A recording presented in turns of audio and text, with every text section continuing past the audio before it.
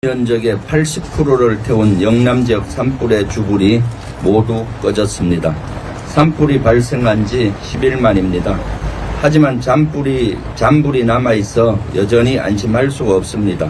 게다가 오늘부터 영남 지역에 또다시 건조한 서풍이 불 것으로 예보됩니다. 불씨가 다시 살아날 확률이 아주 높습니다. 잔악계나 불조심, 일상 곳곳에서 각별히 주의해 주시기 바랍니다. 이재명 대표는 최근 나흘간 산불 피해 현장을 다니면서 민심을 청취했습니다.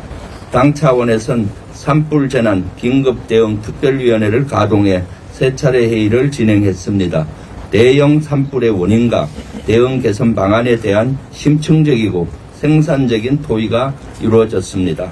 또 민주당 소속 지자체를 중심으로 피해 지역에 대한 재난 물품 지원, 정부의 지자체 예비비 신속 집행 촉구 등 여러 방안을 시행하기로 의견을 모았습니다.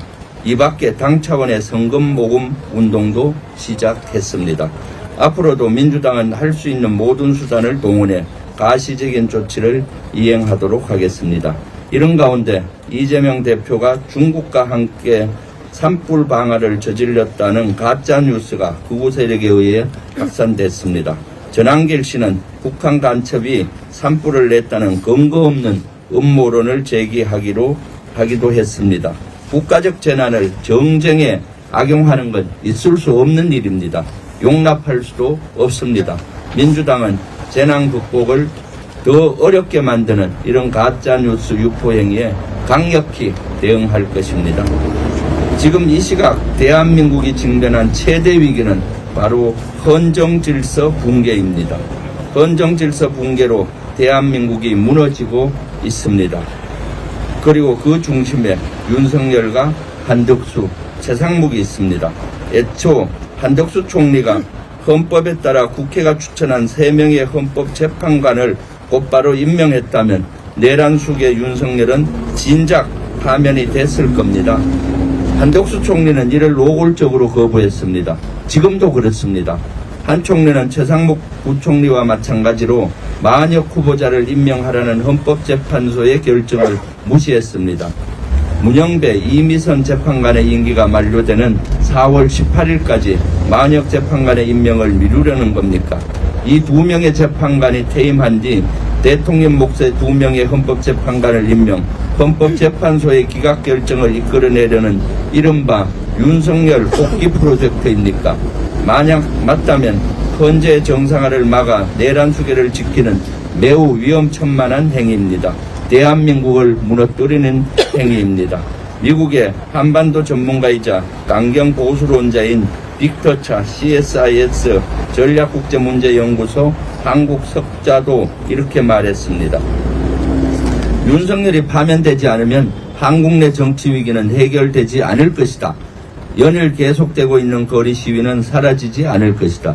그리고 또 한국의 내란 사태로 인해 한미동맹에 조용한 위기가 찾아왔다고 진단했습니다. 미국의 에너지부의 민간국가 지정을 비롯해서 한미 고위급 접촉이 이루어지지 않고 있는 사항 등이 그 근거라고 지적했습니다. 어디 이뿐이겠습니까? 윤석열은 복귀하면 당장 2차 계엄을 선포할 것으로 보입니다. 윤석열 파면을 외친 정치인뿐만 아니라 언론인들, 일반 시민 여러분 모두 체포될 게 자명합니다. 비완뻥코와 같은 은밀한 곳으로 끌려가 절단기와 야구 방망이 앞에서 강제 수사를 받아야 할 것으로 보입니다. 윤석열 일당이 원하는 대로 진술하지 않으면 폭파, 제거될 게 불보듯 뻔합니다. 민주주의는 완전히 사라지고 북한과 같은 독재국가가 될 것입니다.